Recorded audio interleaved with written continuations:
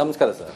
ನಟರಾಜ್ ಶರ್ಮಾ ಅವರೇ, ನಮ್ಗೆ ಭಯ ಆಗುತ್ತೆ ಈ ಖಾಸಗಿ ಬಸ್ಗಳನ್ನ ನೋಡಿದ್ರೆ. ಕೇಳಿಸ್ತಾ ಇದೆ ಸರ್? ನಮಸ್ಕಾರ. ಕೇಳಿಸ್ತಾ ಇದೆ. ಈ ಭಯ ಆಗುತ್ತೆ ಈ ಖಾಸಗಿ ಬಸ್ಗಳನ್ನ ನೋಡಿದ್ರೆ.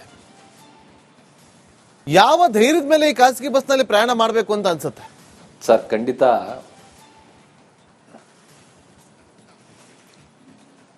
ಸರ್, ಭಯ ಬೀಳುವಂಥದ್ದು ಏನೂ ಇಲ್ಲ. ಮೊದಲನೇದಾಗಿ ನಾನು ಹೇಳಕ್ಕೆ ಇಷ್ಟಪಡೋದು, ಇವತ್ತು ದೇಶಾದ್ಯಂತ 80% ಅಂದ್ರೆ ಇವತ್ತು ಟೋಟಲ್ ನಂಬರ್ ಆಫ್ ವೆಹಿಕಲ್ಸ್ ನೀವು ಅರೌಂಡ್ 6 lakhs ಸಮ್ ಚೇಂಜ್ ಇದೆ. ಅದರಲ್ಲಿ 80% of the vehicles are private vehicles ಇದೆ ಸರ್. ಸರ್ಕಾರದ ವಾಹನಗಳು ಸ್ಟಾರ್ಟ್ ಆಗೋದಕ್ಕಿಂತ ಮುಂಚಿನಿಂದನೇ ಖಾಸಗಿ ಸಾರಿಗೆ ಅನ್ನೋದು ಸೇವೆಯನ್ನ ಕೊಡ್ತಾ ಇದ್ವಿ. ಆದ್ರೆ ಈಗ ಬರ್ತಾ ಬರ್ತಾ ಬರ್ತಾ ಬರ್ತಾ ಈ ಲಕ್ಸುರಿ ಅನ್ನುವಂತ ಸೆಗ್ಮೆಂಟ್ ಬಂತಲ್ಲ ಸರ್, ಈ ಲಕ್ಸುರಿ ಸೆಗ್ಮೆಂಟ್ ಇಂದ ಇವತ್ತು ಹೊಡೆತಕ್ಕೆ ಈ ದೊಡ್ಡ ಮಟ್ಟದಲ್ಲಿ ಅವಘಡಗಳಿಗೆ ಕಾರಣ ಆಗ್ತಾ ಇದೆ. ಪ್ರಯಾಣಿಕರನ್ನ ಅಟ್ರಾಕ್ಟ್ ಮಾಡೋದಕ್ಕೋಸ್ಕರ ಲಕ್ಸುರಿ ಅನ್ನುವ ಸೆಗ್ಮೆಂಟ್ ತಂದಿದ್ದು ಯಾರು? ಮಾಲೀಕರೇ ಅಲ್ವಾ? ಖಂಡಿತ ತಪ್ಪು ಸರ್ ಇದು. ಯಾಕೆಂದ್ರೆ ಟೆಕ್ನಾಲಜಿ ಇಂಪ್ರೂವ್ ಆಯ್ತು. ಟೆಕ್ನಾಲಜಿ ಇಂಪ್ರೂವ್ ಆದಾಗ ಏನಾಯ್ತು ಅಂತಂದ್ರೆ ಹೊರ ದೇಶದ ವಾಹನಗಳು ಇಂಡಿಯಾಗೆ ಬಂದಿದೆ. ಇವತ್ತು ಪ್ರಪಂಚದಲ್ಲಿರ್ತಕ್ಕಂಥ ಎಲ್ಲಾ ವಾಹನಗಳು ಕಂಪನಿ ಬ್ರ್ಯಾಂಡ್ಸ್ ಇಂಡಿಯಾದಲ್ಲಿ ದೊರೆಯುತ್ತೆ. ಫಾರ್ ಎಕ್ಸಾಂಪಲ್ ವೋಲ್ವೋ ನಮ್ಮಲ್ಲಿ ಇರ್ಲಿಲ್ಲ, ವೋಲ್ವೋ 2002ರಿಂದ ಬರಕ್ ಸ್ಟಾರ್ಟ್ ಆಯ್ತು. ಸ್ಕ್ಯಾನಿಯಾ ಇರ್ಲಿಲ್ಲ, ನಮ್ಗೆ ಸ್ಕ್ಯಾನಿಯಾ ಬಂದಿದೆ. ಭಾರತ್ ಬೆಂಜ್, ಮರ್ಸಿಡೀಸ್ ಬೆಂಜ್ ಇರ್ಲಿಲ್ಲ, ನಮ್ಮ ದೇಶದಲ್ಲಿ ಬಂದಿದೆ. ಅಂದ್ರೆ ಟೆಕ್ನಾಲಜಿ ಇಂಪ್ರೂವ್ ಆಗಿ ವಾಹನಗಳೇನೋ ಇಂಪ್ರೂವ್ ಆಗಿದೆ. ಎಲ್ಲೋ ಒಂದು ರೀತಿಯಲ್ಲಿ ಈ ಆಕರ್ಷಣೀಯ ಇದೆಯಲ್ಲ, ಈ ವಸ್ತುಗಳಿದೆಯಲ್ಲ, ಬಸ್ ಒಳಗೆ ಎಕ್ಸ್ಟ್ರಾ ಲೈಟಿಂಗ್ಸ್ ಆಗಿರ್ಬೋದು. ನೀವು ನೋಡ್ಬೋದು ಇವತ್ತು ಕೇರಳದಿಂದ ಬರ್ತಕ್ಕಂಥ ಬಸ್ಸುಗಳಲ್ಲಿ ನೀವು ನೋಡಿದ್ರೆ ಒಳಗಡೆ ವಾಹನದ ಒಳಗೆ ಎಲೆಕ್ಟ್ರಿಕಲ್ ವೈರಿಂಗ್ಗಳು ನೋಡಿದ್ರೆ ಭಯ ಆಗತ್ತೆ. ನನಗೆ ದಿಗ್ಭ್ರಮೆ ಆಗತ್ತೆ ಯಾವ ರೀತಿ ಲೈಟ್ಗಳಿದೆ ಅಂತ. ಬಟ್ ಇದನ್ನ ಆಕ್ಚುಲಿ ಕಂಟ್ರೋಲ್ ಯಾರು ಸರ್ ಮಾಡ್ಬೇಕಾಗಿರೋದು? ಇದನ್ನ ಚೆಕ್ ಮಾಡಬೇಕಾಗಿರ್ತಕ್ಕಂಥದ್ದು ಸಾರಿಗೆ ಇಲಾಖೆ. ಸಾರಿಗೆ ಇಲಾಖೆಯವರು ಅವ್ರಿಗೆ ಮೈ ಮರೆತು ಕುಳಿತುಕೊಂಡು ಚೆಕ್ ಪೋಸ್ಟ್ ಅಲ್ಲಿ ನೀವು ಗಾಡಿಗಳು ಬಂದಾಗ ಒಂದ್ಸಾರಿ ಮಾಡಿ ಸರ್. ಇವತ್ತು ರಿಯಾಲಿಟಿ ಚೆಕ್ ನ ತಾವು ತೋರಿಸ್ತಾ ಇದ್ದೀರಿ, ವೆಲ್ ಅಂಡ್ ಗುಡ್, ನಾನು ವೆಲ್ಕಮ್ ಮಾಡ್ತೀನಿ. ಯಾಕೆ ಅಂತಂದ್ರೆ ಪ್ರಯಾಣಿಕರಿದ್ರೆ ಸಾರಿಗೆ ಇದೆ, ಸಾರಿಗೆ ಉದ್ಯಮ ದೊಡ್ಡ ಮಟ್ಟದಲ್ಲಿ ದೊಡ್ಡ ಹಂತದಲ್ಲಿ ಬೆಳಿಬೇಕು ಅಂತಂದ್ರೆ ಅದಕ್ಕೆ ಪ್ರಯಾಣಿಕರಿಂದ ಮಾತ್ರ ಸಾಧ್ಯ, ಅವರ ಸಹಯೋಗದಿಂದ ಮಾತ್ರ ಸಾಧ್ಯ. ಅದರಿಂದ ಪ್ರಯಾಣಿಕರ ಸುರಕ್ಷತೆ ಅನ್ನೋದು ಮೊಟ್ಟ ಮೊದಲ ಆದ್ಯತೆ ಪ್ರತಿಯೊಬ್ಬ ಬಸ್ ಮಾಲೀಕನಿಗೂ. ಆದ್ರೆ ಈ ಎಲ್ಲೋ ಒಂದು ರೀತಿಯಲ್ಲಿ ಕೆಲವರು ಆಕರ್ಷಣೀಯವಾದಂತಹ ಒಂದು ವಸ್ತುಗಳನ್ನ ಬಳಸಿ ಎಲೆಕ್ಟ್ರಿಕಲ್ ಎಕ್ಸ್ಟ್ರಾ ವೈರಿಂಗ್ ಗಳನ್ನ ಮಾಡಿ, ಎಕ್ಸ್ಟ್ರಾ ಲೈಟಿಂಗ್ ಗಳನ್ನ ಫಿಟ್ ಮಾಡಿ, ಚಾಸಿಗಳ ಒಳಗೆ ಸ್ಪೀಕರ್ ಗಳನ್ನ ಅಳವಡಿಸಿ ಮೈನ್ ರೋಡ್ ಅಲ್ಲಿ ಓಡಾಡ್ತಾ ಇದ್ರೆ ಕಣ್ಣು ಕಾಣಲ್ವಾ ಸರ್? ಇಲ್ಲ ಪೊಲೀಸ್ ಅವ್ರಿಗೆ ಕಿವಿ ಕೇಳಲ್ವಾ ಸರ್? ಟ್ರಾಫಿಕ್ ಅವ್ರಿಗೆ ನಾಯ್ಸ್ ಪೊಲ್ಯೂಷನ್ ಆಗುತ್ತೆ ಅಂತ ಪೆನಾಲ್ಟಿ ಹಾಕಕ್ಕಾಗಲ್ವಾ? ಎಕ್ಸ್ಟ್ರಾ ಲೈಟಿಂಗ್ ಗಳಿದ್ರೆ ನೀವು ಕೇರಳಕ್ಕೆ ಹೋಗಿ, ಕೇರಳದಲ್ಲಿ ಒಂದೇ ಒಂದು ಎಕ್ಸ್ಟ್ರಾ ಲೈಟ್ ಮುಂದ್ಗಡೆ ಎಕ್ಸ್ಟ್ರಾ ಲೈಟಿಂಗ್ ಗಳಿದ್ರೆ ತೆಗೆಸ್ತಾರೆ ನಿಂತು ಅಲ್ಲೇ ರಸ್ತೆಯಲ್ಲಿ. ಯಾಕೆ ನಮ್ಮ ಕರ್ನಾಟಕ ಸಾರಿಗೆ ಇಲಾಖೆ ಕಣ್ಣು ಮುಚ್ಕೊಂಡು ಕೂತಿದೆ? ಓಕೆ, ಆಯ್ತು ನಟರಾಜ್ ಅವರೇ, ನೇರವ ಪ್ರಶ್ನೆ ಕೇಳ್ತೀನಿ. ಸಾರಿಗೆ ಇಲಾಖೆ ಅಂತ ಕಣ್ಣು ಮುಚ್ಕೊಂಡು ಕೂತಿದೆ. ನಟರಾಜ್ ಅವರೇ, ನನ್ನ ನೇರ ಪ್ರಶ್ನೆಗೆ ನಿಮ್ಮ ನೇರ ಉತ್ತರ ಬೇಕು. ಸಾರಿಗೆ ಇಲಾಖೆ ಇವತ್ತು ಕಣ್ಣು ಮುಚ್ಕೊಂಡು ಕೂತಿದೆ, ಆಯ್ತು, ನಿಮ್ಮ ಪ್ರಕಾರ ಒಪ್ಕೊಳ್ಳಿ. ಮಾಲೀಕರು ಏನ್ ಮಾಡ್ತಿದ್ದಾರೆ? ಮಾಲೀಕರ ತಲೆಗೆ ಏನ್ ಬಂದಿದೆ? ಅದನ್ನ ಹಾಕಬಾರ್ದು ಅಂತ ಗೊತ್ತಿಲ್ವಾ? ಬೇಡ, ಸಾರಿಗೆ ಇಲಾಖೆ ಬೇಡ, ನಿಮ್ಮ ಬಸ್ಗಳು, ನಿಮ್ಮ ಮಾಲೀಕತ್ವದ ಬಸ್ಗಳು, ನಾನು ನನ್ನ ಪ್ರಯಾಣಿಕರನ್ನ ಎಷ್ಟು ಸುರಕ್ಷತೆಯಿಂದ ನೋಡ್ಕೋಬೇಕಾಗತ್ತೆ ಅಂತೇಳಿ ಯಾರೋ ಸಾರಿಗೆ ಇಲಾಖೆಯವರು ಚೆಕ್ ಮಾಡ್ತಿಲ್ಲ ಅಂತೇಳಿ ನಾನು ಇಷ್ಟ ಬಂದಂಗೆ ಸ್ಪೀಕರ್ಗಳು ಹಾಕೊಂಡು, ಇಷ್ಟ ಬಂದಂಗೆ ಲೈಟ್ಗಳು ಹಾಕೊಂಡು ಯಾಕೆ ಹೋಗ್ತೀರಿ? ಬೇಜವಾಬ್ದಾರಿ ಇಲ್ಲ ಮಾಲೀಕರದ್ದು ಕೂಡ ಇದ್ದೆ ತಾನೆ ಸರ್? ಖಂಡಿತ ಆ ರೀತಿಯಾದಂತ ಬೇಜವಾಬ್ದಾರಿ ಮಾಲೀಕರ ಮೇಲೆ ಕ್ರಮ ತೆಗೆದುಕೊಳ್ಳಲೇಬೇಕು. ಇದು ನಮ್ಮ ಸಂಘ ಇವತ್ತಿಂದ ಅಲ್ಲ, 3 ವರ್ಷಗಳಿಂದ ನಾವು ಅರ್ಜಿಗಳನ್ನು ಕೊಟ್ಟಿದ್ದೀವಿ. 3 ವರ್ಷಗಳಿಂದ ಸಾರಿಗೆ ಇಲಾಖೆಗೆ ಎಚ್ಚರಿಸ್ತಾ ಬಂದಿದ್ದೀವಿ ಸರ್. ಇವತ್ತು ನಾನು ಹೇಳ್ತಾ ಇರ್ತಕ್ಕಂಥದ್ದು, ನೀವು ಬರೀ ಎಲೆಕ್ಟ್ರಿಕಲ್ ವೈರಿಂಗ್ ಬಗ್ಗೆ ಮಾತಾಡ್ತಾ ಇದೀವಿ ನಾವು ಸರ್. ಬಸ್ಸುಗಳಲ್ಲಿ ಎಲ್ಲೋ ಕೋಲ್ಕತ್ತಾದಿಂದ ಬರ್ತಕ್ಕಂಥ ಬಸ್ಸುಗಳು, ಎಲ್ಲೋ ನೇಪಾಳ್ ಗಂಜಿಂದ ಬರ್ತಕ್ಕಂಥ, ನೇಪಾಳ್ ಬಾರ್ಡ್ರಿಂದ ಬರ್ತಕ್ಕಂಥ ಬಸ್ಸುಗಳು ಇವತ್ತು ಯಾವುದೇ ಬಾಡಿ ಕೋಡ್ ಇಲ್ದಿರ ಡಬಲ್ ಬರ್ತ್ಗಳಿದೆ. ಎರಡೂ ಕಡೆ ಡಬಲ್ ಬರ್ತ್ ಇರಬಾರ್ದು ಬಾಡಿ ಕೋಡ್ ಪ್ರಕಾರ. ಒಂದ್ ಕಡೆ ಮಾತ್ರ ಬರ್ತಿರ್ಬೇಕು, ಒಂದ್ ಕಡೆ ಸಿಂಗಲ್ ಬರ್ತಿರ್ಬೇಕು, ಒಂದ್ ಕಡೆ ಡಬಲ್ ಬರ್ತಿರ್ಬೇಕು. ಡಬಲ್ ಬರ್ತುಗಳು ವಾಹನಗಳು ಇವತ್ತು ಯಾವುದೇ ಸೇಫ್ಟಿ ಇಲ್ದಿರ ಬರ್ತಾ ಇದೆ. ಇದನ್ನೆಲ್ಲವನ್ನು ಕರ್ನಾಟಕ ರಾಜ್ಯ ಬಸ್ ಮಾಲೀಕರ ಸಂಘ ರಿಟರ್ನ್ ಕಂಪ್ಲೇಂಟ್ ಅನ್ನ ಕೊಟ್ಟಿದ್ದೀವಿ ನಾವು ಸಾರಿಗೆ ಇಲಾಖೆಗೆ. ಇದ್ರಲ್ಲಿ ಅಷ್ಟು ಬಿಡಿ, ನಮ್ಮ ದೇಶದ ಮುಂದಿನ ಪೀಳಿಗೆಯನ್ನ ನೀವು ಹೇಳಿದ್ರಿ ಬಸ್ ಮಾಲೀಕರ ಸಂಘಕ್ಕೆ ಜವಾಬ್ದಾರಿ ಇಲ್ವಾ ಅಂತ. ಖಂಡಿತ ಜವಾಬ್ದಾರಿ ಇದೆ. ಬಸ್ ಮಾಲೀಕರ ತಿಳ್ಕೊಬೇಡಿ, ನಾನು ಮಾಲೀಕರ ಸಂಘಕ್ಕೆ ಜವಾಬ್ದಾರಿ ಇಲ್ಲ ಅಂತ ಹೇಳಿದ್ದಲ್ಲ, ಬಸ್ ಮಾಲೀಕರಿಗೆ ಜವಾಬ್ದಾರಿ ಇಲ್ವಾ ಅಂತ ಹೇಳಿದ್ದು. ನಾನು ನಿಮ್ಮ ಸಂಘಟನೆ ಬಗ್ಗೆ ಆಗ್ಲಿ ಅಥವಾ ನಿಮ್ಮ ಸಂಘದ ಬಗ್ಗೆ ನಾನು ಮಾತಾಡ್ಲಿಲ್ಲ, ತಪ್ಪು ತಿಳ್ಕೊಬೇಡಿ. ಹೇಳ್ತೀನಿ ಸರ್ ಈಗ ಸಂಘ ಅಲ್ಲ ಖಂಡಿತ ಸಂಘ ಅಂದ್ಮೇಲೆ ಏನಾಗುತ್ತೆ ಗೊತ್ತಾ ಸರ್, ಸಂಘ ಅಂದ್ಮೇಲೆ ನನ್ನ ಸದಸ್ಯರು ತಪ್ಪು ಮಾಡಿದ್ರೆ ಒಬ್ಬ ಅಧ್ಯಕ್ಷನಾಗಿ ಅದನ್ನ ನನ್ನ ಕರ್ತವ್ಯ ಅದನ್ನ ಸರಿಪಡಿಸಬೇಕಾಗಿರೋದು. ಸೊ ಈ ಸರಿಪಡಿಸುವಂತ ಒಂದು ನಿಟ್ಟಿನಲ್ಲಿ ನಾವು ನಮ್ಮ ಎಲ್ಲಾ ಸದಸ್ಯರಿಗೂ ಕರ್ನಾಟಕ ರಾಜ್ಯದ ಎಸ್ಪೆಷಲಿ ಕರ್ನಾಟಕ ರಾಜ್ಯದ ಮಾಲೀಕರದು ಬಸ್ಸುಗಳನ್ನ ನೀವು ಹೋಗಿ ನೋಡಿ. ಈ ರೀತಿಯಾದಂತ ಇದು ಯಾವುದೋ ಒರಿಸ್ಸಾದಲ್ಲಿ ರಿಜಿಸ್ಟರ್ ಆಗಿರ್ತಕ್ಕಂಥ ಬಸ್ಸುಗಳು. ಮತ್ತೆ ಇದು ಮಾಲೀಕರು ಇಲ್ಲೋರಲ್ಲ, ನಮ್ಮ ಕರ್ನಾಟಕ ರಾಜ್ಯದ ಎಸ್ಪೆಷಲಿ ನಮ್ಮ ಕರ್ನಾಟಕದಲ್ಲಿ ರಿಜಿಸ್ಟರ್ ಆಗಿರ್ತಕ್ಕಂಥ KA01 ಇಂದ ಹಿಡಿದು KA51 ತನಕ ತಾವು ರಿಜಿಸ್ಟರ್ ಆಗಿರ್ತಕ್ಕಂಥ ವಾಹನಗಳಲ್ಲಿ ನೋಡಿದ್ರೆ ಈ ರೀತಿಯಾದಂಥ ಎಕ್ಸ್ಟ್ರಾ ಸಿಗಲ್ಲ. ಬಟ್ ಆದ್ರೆ ದುರಾದೃಷ್ಟವಶಾತು ಪ್ಯಾಸೆಂಜರ್ ಮುಗಿ ಬೀಳ್ತಾ ಇರೋದು ಯಾವುದಕ್ಕೆ ಸರ್? ಪ್ಯಾಸೆಂಜರ್ ಯಾವುದು ಕಲರ್ ಜಿಗಿ ಒಳಗಡೆ ಲೈಟ್ಗಳಿರುತ್ತೋ ಅಂತ ಅದಕ್ಕೆ ಮುಗಿ ಬೀಳ್ತಾ ಇದ್ದಾರೆ ಹೋಗಿ.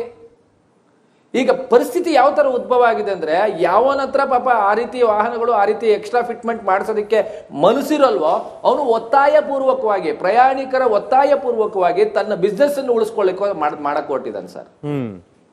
ನಾವು ರಿಯಾಲಿಟಿ ಚೆಕ್ ಮಾಡಿದೀವಿ ನಟರಾಜ್ ಅವರೇ. ಇದು ನಮಗೂ ಒಂದು ಜವಾಬ್ದಾರಿ ಇದೆ ಆಯ್ತಾ. ನಮ್ಮ ಕರ್ನಾಟಕದ ಬಸ್ ಮಾಲೀಕರ ಮೇಲೆ ಒಂದು ಗೌರವ ಇದೆ. ಖಂಡಿತ ಸರ್. ಆ ಗೌರವವನ್ನ ಉಳಿಸಿಕೊಳ್ಳುವಂತ ಕೆಲಸವನ್ನ ನಿಮ್ಮ ಸಂಘಟನೆ ಮಾಡ್ತೆ ಅಂತ ನಮಗೆ ವಿಶ್ವಾಸ ಇದೆ.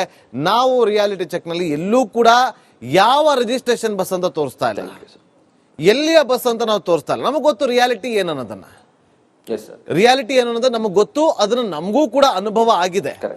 ಇವತ್ತು ನಮ್ಮ ರಾಜ್ಯದಲ್ಲಿ ಓಡಾಡ್ತಾ ಇದೆ ಅಂತ ಅಂದಾಗ ನೀವ್ ಹೇಳಿದ್ರಿ ನೇಪಾಳ ರಿಜಿಸ್ಟ್ರೇಷನ್ ಬರುತ್ತೆ ಅಥವಾ ಡೆಹ್ರಾಡೂನ್ ರಿಜಿಸ್ಟ್ರೇಷನ್ ಬರುತ್ತೆ, ಹರಿಯಾಣ ರಿಜಿಸ್ಟ್ರೇಷನ್ ಬರುತ್ತೆ, ಡಬಲ್ ಡೆಕ್ಕರ್ ಮಾಡ್ತಾರೆ, ಸಿಂಗಲ್ ಸೈಡ್ ಇದ್ ಮಾಡ್ಬೇಕು ಅದ್ ಮಾಡ್ಬೇಕು. ನಿಮ್ಮ ಸಂಘಟನೆ ಹೋಗಿ ಅಲ್ಲೇ ತಡೆದು ಆ ಕ್ಷಣಕ್ಕೆ ನೀವು ಏನ್ ಬೇಕು ಅದನ್ನ ಚೇಂಜಸ್ ಮಾಡಿಸ್ಬೇಕು, ನಿಲ್ಲಿಸ್ಬೇಕು. ಕರಿ ನಮ್ಮನ್ನು ನಾವು ಬರ್ತೀವಿ, ಆನ್ ಸ್ಪಾಟ್ ಅಲ್ಲಿ ನಾವು ಬರ್ತೀವಿ. ಖಂಡಿತ ಸಾಧ್ಯ ಇಲ್ಲ. ನೀವು ಯಾಕೆ ಸಾಧ್ಯ ಇಲ್ಲ ನಟರಾಜ್ ಹಂಗಾರೆ? ಈಗ ಪ್ರಾಣ ಹೋಗ್ತಾ ಇರ್ಲಿ ಅಂತ ಹೇಳ್ತಾ, ಪ್ರಾಣ ಹೋಗ್ತಾ ಇರ್ಲಿ ಅಂತ ಹೇಳ್ತೀರಾ? ಪ್ರಾಣ ಉಳಿಸೋ ಕೆಲಸ ಮಾಡ್ಬೇಕಾ? ಪ್ರಯಾಣಿಕರಲ್ಲಿ ಧೈರ್ಯ ತುಂಬಾ ಕೆಲಸ ಮಾಡ್ಬೇಕಾ? 10 ಬಸ್ಗಳನ್ನ ತಡೆದು ನಿಲ್ಸಿ ಸರ್. ಯಾಕಾಗೋದಿಲ್ಲ? ಕಾನೂನನ್ನ ಕಾನೂನನ್ನ ನಾವು ಕೈಗೆ ಕಾನೂನಿನ ಚೌಕಟ್ಟಿನಿಂದ ಹೊರಗಡೆ ಹೋಗಿ ಅಂತ ಹೇಳ್ತಾ ಇಲ್ಲ. ಕಾನೂನಿನ ಚೌಕಟ್ಟಿನಿಂದ ಹೊರಗಡೆ ಹೋಗಿ ಅಂತ ಹೇಳ್ತಾ ಇಲ್ಲ. ಬಸ್ ರೈಟಿಂಗ್ ಅಲ್ಲಿ ಕೊಟ್ಟಿದ್ದೀರಾ, ಓಕೆ ಒಪ್ಕೊಳ್ತೀನಿ. ಬಸ್ ಅಲ್ಲಿ ಏನ್ ಸಮಸ್ಯೆ ಇದೆ, ನಿಮ್ಗೆ ಅಲ್ಲಿ ಏನ್ ಸಮಸ್ಯೆ ಕಾಣಿಸುತ್ತೆ ಆ ಬಸ್ ನ ಅಲ್ಲೇ ಸ್ಟಾಪ್ ಮಾಡಿ ಆನ್ ಸ್ಪಾಟ್ ಅಲ್ಲಿ ಸಾರಿಗೆ ಇಲಾಖೆ ಫೋನ್ ಮಾಡಿ ಕರೆಸ್ರಿ. RTO ನೋಡಪ್ಪ ಹಿಂಗಿದೆ ಸಮಸ್ಯೆ, ನೋಡಿ ಇದನ್ನ ಪರಿಹಾರ ಮಾಡಿ ಅಂತ ಹೇಳಿ. ಅದು ಕಾನೂನು. ನೀವು ಒಳ್ಳೆಯದನ್ನ ಮಾಡಕ್ ಹೋಗ್ತಿರಲ್ವಾ?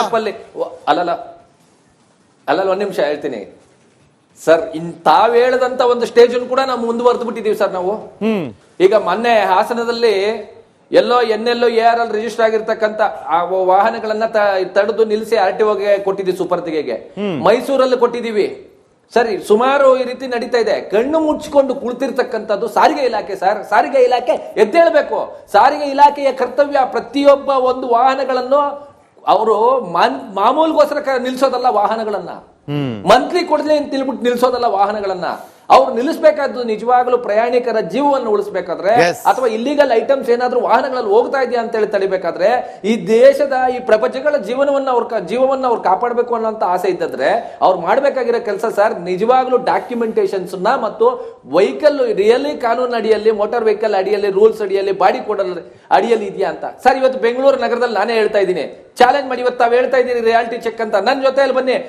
12 ಮೀಟರ್ ವೆಹಿಕಲ್ ಮೇಲೆ 36 ಬರ್ತ್ ಹಾಕೋಂಗಿಲ್ಲ, 32 ಬರ್ತ್ ಮಾತ್ರ ಹಾಕಬೇಕು.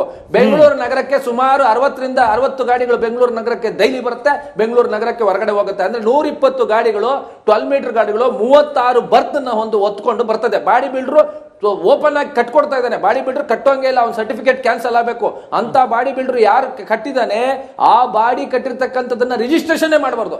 ಯಾಕೆ ಸರ್ ಮಾಡ್ತಾ ಇದ್ದಾರೆ ಇವರು? ಆಯ್ತು, ಈಗ ಬರ್ತಿದೆ ಹೋಗ್ತಿದೆ, ಬಂದಾದ್ಮೇಲೆ ರಿಜಿಸ್ಟ್ರೇಷನ್ ಹೋಗುತ್ತೆ. ಪ್ರತಿ ವರ್ಷವೂ ಕೂಡ ಫಿಟ್ನೆಸ್ ಅಂತ ಹೋಗ್ತಿರಲ್ವಾ, ಫಿಟ್ನೆಸ್ ಸರ್ಟಿಫಿಕೇಟ್ ತಗೊಳ್ಬೇಕೆ? ಫಿಟ್ನೆಸ್ ಸರ್ಟಿಫಿಕೇಟ್ ಮಾಡ್ತೀರಲ್ವಾ ನಟರಾಜ್ ಅವರೇ?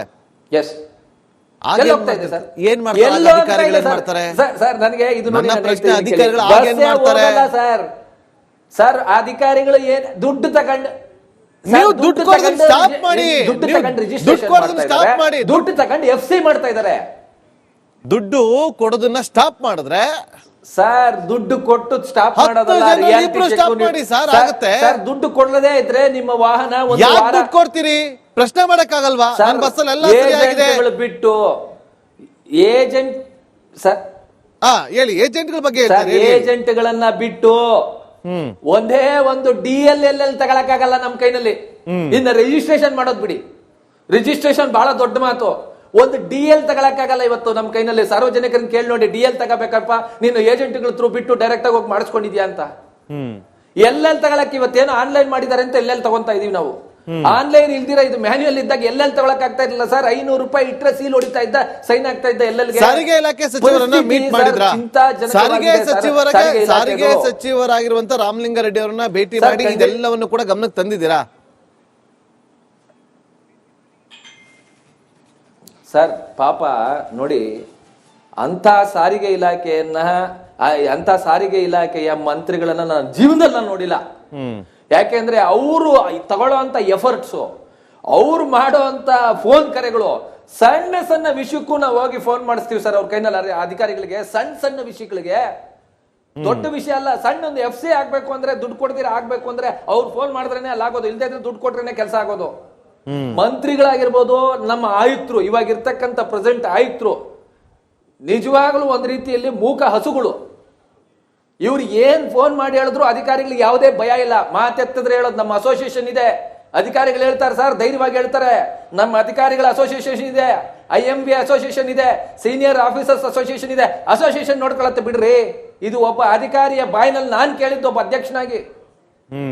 ಬಿಡಿ, ಇವತ್ತು ನಾನು ನಿಮ್ಗೆ ಹೇಳ್ತಾ ಇದ್ದೀನಿ ತಮ್ಮ ವಾಹಿನಿಯ ಮೂಲಕ, ಈ ಕಮಿಷನರು, ಈ ಮಂತ್ರಿಗಳು 24 ಜನ 2 ವರ್ಷದಲ್ಲಿ ನಮ್ಮ ಕರ್ನಾಟಕ ರಾಜ್ಯ ಬಸ್ ಮಾಲೀಕರ ಸಂಘದ ಒಂದು ಅರ್ಜಿಯ ಮೇಲೆಗೆ 24 ಜನ ಅಧಿಕಾರಿಗಳನ್ನ ಸಸ್ಪೆಂಡ್ ಮಾಡಿದ್ದಾರೆ ಅಂತ ಗೊತ್ತಾ ಈ ರಾಜ್ಯಕ್ಕೆ? 24 ಜನ ಸರ್. ಇಡೀ ಹಿಸ್ಟ್ರಿ ಇಲ್ಲ ಸಾರಿಗೆ ಅಧಿಕಾರಿ ಸಸ್ಪೆಂಡ್ ಮಾಡಿರೋದು. ಮಾಡಿದ್ದಾರೆ. ಪಾಪ ನಾನು ಮಂತ್ರಿಗಳ ಬಗ್ಗೆ ನಾನು ಕೆಟ್ಟದ್ದು ಹೇಳಕ್ ಹೋಗೋದಿಲ್ಲ. ಮಂತ್ರಿಗಳು ನಮ್ಗೆ ಎಲ್ಲಾ ಸೌಕರ್ಯವನ್ನು ಮಾಡಿಕೊಡ್ತಾ ಇದ್ದಾರೆ. ಬಟ್ ಅಧಿಕಾರಿಗಳ ಚರ್ಮ ದಪ್ಪ ಆಗಿದೆ, ಪಾಕೆಟ್ಗಳು ಬಲ್ತೋಗಿದೆ. ಒಬ್ಬೊಬ್ಬ ಅಧಿಕಾರಿ ಮನೆಯಲ್ಲಿ ನೋಡಿ ಸರ್, ರೇಡ್ ಆದಾಗ ಎಷ್ಟು ಸಿಗ್ತಾ ಇದೆ ಸರ್? 6 ಕೋಟಿ ಕ್ಯಾಶ್ ಸಿಕ್ಕಿದೆ ಒಬ್ಬ ಅಧಿಕಾರಿ ಮನೆಯಲ್ಲೇ. ಇನ್ನು ಪ್ರಾಪರ್ಟಿಗಳು ಎಷ್ಟು ಮಾಡ್ಕೊಂಡಿರ್ಬೋದು, ಬಂಗಾರ ಎಷ್ಟು ಮಾಡ್ಕೊಂಡಿರ್ಬೋದು, ತಾವೇ ಯೋಚನೆ ಮಾಡಿ. ಅಂದ್ರೆ ಇವ್ರಿಗೆ ಯಾವ ರೀತಿಲಿ ಆಗಿದೆ ಅಂತಂದ್ರೆ, ಮಂತ್ರಿಗಳನ್ನೇ ಬೇಕಾದ್ರೆ ಇವ್ರ ಹತ್ರ ಇರ್ತಕ್ಕಂಥ ದುಡ್ಡು 150 ಕೋಟಿ 160 ಕೋಟಿ 180 ಕೋಟಿ ರೂಪಾಯಿ ಇವರೆಲ್ಲ ಅಧಿಕಾರಿಗಳು ಒಂದಾಗ್ಬಿಟ್ಟು ಮಂತ್ರಿಗಳನ್ನೇ ಬೇಕಾದ್ರೆ ಚೇಂಜ್ ಮಾಡುವಂತ ಕೆಪಾಸಿಟಿ ಇಟ್ಕೊಂಡಿದ್ದಾರೆ ಇವತ್ತು. ಓಕೆ ನಟರಾಜ್ ಅವರೇ, ಓಕೆ, ನಮ್ಮ ಸಮಯ ಇದ್ದಿಷ್ಟೇ, ಮತ್ತೆ ನಿಮ್ಮನ್ನ ಮಾತಾಡ್ತೀವಿ. ಅದ್ರ ಕಡೆದಾಗ ಒಂದು ಸಣ್ಣದಾಗಿ ನಿಮ್ಮಿಂದ ಉತ್ತರವನ್ನ ಬಯಸ್ತೀನಿ. ಏನ್ ಮಾಡ್ಬೋದು? ಸಣ್ಣದಾಗಿ ಉತ್ತರ ಹೇಳಿ ಸರ್. ಮುಂದಿನ ದಿನದಲ್ಲಿ ಇಂಥ ಘಟ್ಟಗಳು ಆಗದಂತೆ ಏನ್ ಮಾಡಬಹುದು? ಸಾರಿಗೆ ಇಲಾಖೆ ಎಚ್ಚೆತ್ಕೋಬೇಕು ಸರ್. ಈಗ ಆಲ್ರೆಡಿ ನಾವು ಖಾಸಗಿ ಸಾರಿಗೆ, ನಮ್ಮ ಪ್ರೈವೇಟ್ ಬಸ್ ಆಪರೇಟರ್ಸ್ ಅಸೋಸಿಯೇಷನ್ ಒಂದು ಆಲ್ರೆಡಿ ವಾಟ್ಸಪ್ ಮೀಟಿಂಗ್ ಅನ್ನ ನಾವು ಮಾಡಿದೀವಿ, ಗೂಗಲ್ ಮೀಟಿಂಗ್ ಅನ್ನು ಒಂದು ಮಾಡಿದೀವಿ. ನಾವು ಡ್ರೈವರ್ಗಳಿಗೆ ಯಾವ ರೀತಿ ಸೇಫ್ಟಿ ಬಗ್ಗೆ ಅವೇರ್ನೆಸ್ ಮೂಡಿಸಬಹುದು, ಮತ್ತು ಪ್ಯಾಸೆಂಜರ್ಗಳಿಗೆ ಕೂಡ ಈ ಫ್ಲೈಟ್ ಅಲ್ಲೆಲ್ಲ ತಾವು ನೋಡಿದ್ರಲ್ಲ, ಆ ಫ್ಲೈಟ್ ಅಲ್ಲಿ ಯಾವ ರೀತಿ ಅವರು ಅವೇರ್ನೆಸ್ ಅನ್ನ, ಸೇಫ್ಟಿ ಅವೇರ್ನೆಸ್ ಮಾಡ್ತಾರೆ, ಆ ತರ ಒಂದು ಇದನ್ನ ಪೋಸ್ಟರ್ ಗಳನ್ನ ಮಾಡಿಸಿ ಸ್ಲೀಪರ್ ಬರ್ತ್ಗೆ ನಮ್ಮ ಸಂಘದ ಕಡೆಯಿಂದನೇ ಒಂದೊಂದು ನಮ್ಮ ಸದಸ್ಯರುಗಳ ಎಲ್ಲಾ ವಾಹನಗಳಿಗೂ ಆ ಸ್ಲೀಪರ್ ಬರ್ತ್ ಅಲ್ಲಿ ಹಚ್ಚಬೇಕು ಅಂತಿದ್ವಿ. ಎಮರ್ಜೆನ್ಸಿ ಆದಾಗ ಅವ್ರು ಏನ್ ಮಾಡಬೇಕು, ಅವ್ರಿಗೆ ಯಾವ ರೀತಿಯಾದಂತಹ ಹ್ಯಾಮರ್ ಇರುತ್ತೆ ಮತ್ತು ಯಾವ ರೀತಿ ಹೊಡಿಬೇಕು, ಅದನ್ನೆಲ್ಲವನ್ನು ತಿಳಿಸ್ಕೊಡುವಂತ ಒಂದು ಕೆಲಸವನ್ನ ಮಾಡಬೇಕು ಅಂತ ಹೇಳ್ಬಿಟ್ಟು ನಾವು ಅನ್ಕೊಂಡಿದೀವಿ ಸರ್. ಖಂಡಿತ ಶೀಘ್ರದಲ್ಲೇ, ಅತಿ ಶೀಘ್ರದಲ್ಲೇ, ಇನ್ನ ಒಂದು 15-20 ಡೇಸ್ ಒಳಗೆ ನಾವು ಇದಕ್ಕೊಂದು ಸ್ಥಳವನ್ನ ನಿಯೋಜನೆ ಮಾಡಿ ಡ್ರೈವರ್ಗಳಿಗೆ ಈ ಒಂದು ಅವೇರ್ನೆಸ್ ಅನ್ನು ಮೂಡಿಸುವಂತ ಕೆಲಸವನ್ನ ಮಾಡ್ತೀವಿ ಸರ್. ಓಕೆ ನಟರಾಜ್ ಅವರೇ, ಇದರ ಜೊತೆಗೆ ನೀವು ಕೇವಲ ಚಾಲಕರಿಗೆ ಪ್ರಯಾಣಿಕರಿಗೆ ಅವೇರ್ನೆಸ್ ಅಲ್ಲ, ಬಸ್ ಮಾಲೀಕರಿಗೂ ಕೂಡ ಅವೇರ್ನೆಸ್ ಮೂಡಿಸೋ ಕೆಲಸ ಮಾಡಿ. ಬಸ್ ಹಿಂಗೆ ಇರಬೇಕು, ಬಸ್ಸಲ್ಲಿ ಇಂಥ ಎಕ್ವಿಪ್ಮೆಂಟ್ಗಳಿರಬೇಕು, ಬಸ್ ಇಷ್ಟು ಚೆನ್ನಾಗಿರ್ಬೇಕು, ಫಿಟ್ನೆಸ್ ಇಷ್ಟು ಇರಬೇಕು ಅಂತೇಳಿ ಇದನ್ನು ಕೂಡ ನೀವು ಮಾಡ್ತೀರಾ, ಮಾಡಬೇಕು, ನಮಗೆ ವಿಶ್ವಾಸ ಇದೆ. Thank you so much. ನಮ್ಮೊಂದಿಗೆ ಇಷ್ಟೊತ್ತರೆಗೂ ಕೂಡ ಮಾತಾಡಿ ಸಾಕಷ್ಟು ವಿಚಾರಗಳನ್ನು ಹಂಚಿಕೊಂಡಿದ್ದಕ್ಕೆ ನಟರಾಜ್ ಅವರೇ.